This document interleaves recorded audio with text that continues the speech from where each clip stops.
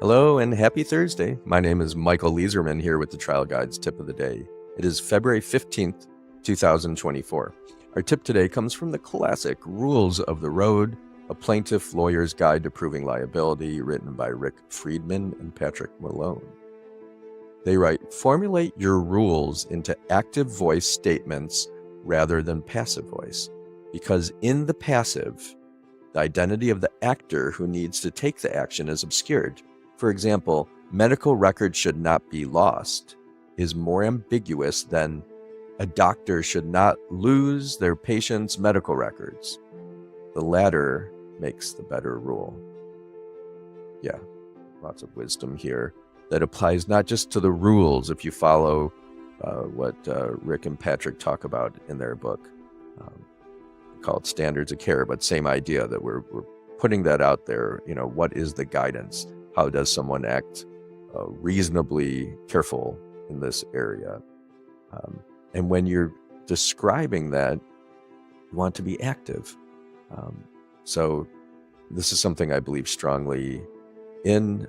I talk about, there's a Trial Guides video where I talk about the idea of take, that it's one of the problems with everyone talking about loss of everyone. Most lawyers talking about, oh, there was a loss in this case. No, the ABC defendant took something from your client. That's active voice. It reminds, even in the damages part of the case, it reminds the jury that there's a wrongdoer, right? You can use passive voice selectively. Like in writing, it should be 90% active voice in the briefs we write. Once in a while, you want to make it passive. If you're talking about the court, you might not remind that, you might want to say this court in the past, blah, blah, blah. You might want to use passive voice. But be aware of this. I guess that's the idea, right? So if you want to say that, just like they said, don't lose medical records. No, doctors don't lose medical records. I can't even do the passive, right? Medical records shouldn't be lost.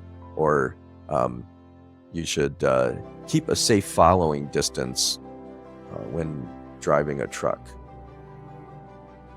Truck drivers should keep safe following distances. And even the pronouns. So like, you should instruct truck drivers. No, the truck company should instruct truck drivers on blah, blah, blah. So you get the idea. Active voice makes it more interesting, and it includes the wrongdoer as the subject of the sentence and keeps them in the story. Let's pause and take a deep breath together and just be grateful to be alive this Thursday.